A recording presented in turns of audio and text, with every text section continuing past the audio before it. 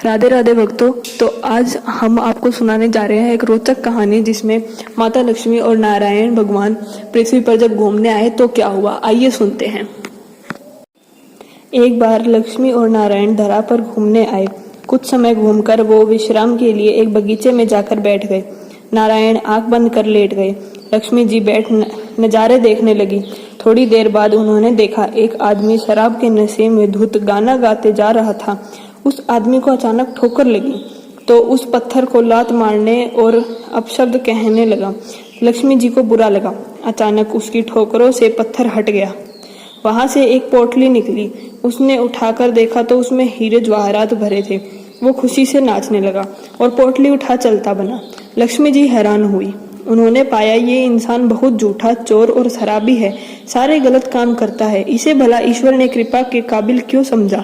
उन्होंने नारायण की तरफ देखा, मगर वो आंखें बंद किए मग्न थे। तभी लक्ष्मी जी ने एक और व्यक्ति को आते देखा। बहुत गरीब लगता था, मगर उसके चेहरे पे तेज और खुशी थी।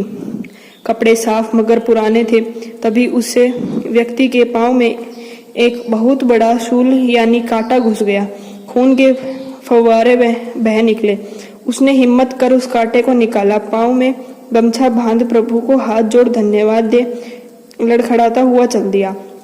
इतने अच्छे व्यक्ति की ये दशा उन्होंने पाया। नारायण अब भी आंख बंद किए पड़े हैं मजे में। उन्हें अपने भक्त के साथ ये भेदभाव पसंद नहीं आया। उन्होंने नारायण जी को हिलाकर उठाया। नारायण आंखें खोल मुस्कुराए। लक्ष्मी जी ने उस घटना का राज पूछा तो नारायण ने जवाब में कहा, लोग मेरी कार्यशीला नहीं समझते। मैं किसी को दुख या सुख नहीं देता, वो तो इंसान अपनी करनी से पाता है। यूं समझ लो मैं एक अकाउंटेंट हूँ, सिर्फ ये हिसाब रखता हूँ किसको किस कर्म के लिए कब या किस जन्म में अपने पाप या पुण्य अनुसार क्या फल मिलेगा। जिस अधर्मी को सोने की पोटली मिली, दरअसल आज उसे उस व्यक्त पूर्व जन्म के सुकर्मों के लिए पूरा राज्य भाग मिलना था, मगर उसने इससे जन्म में इतने विकर्म किए कि पूरे राज्य का मिलने वाला खजाना घटकर एक पोटली सोना रह गया।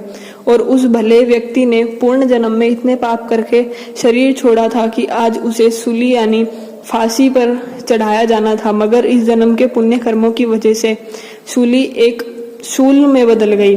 अर्थात ज्ञानी को कांटा चुभे तो भी उसे कष्ट होता है, दर्द तो होता है, मगर वो दुखी नहीं होता।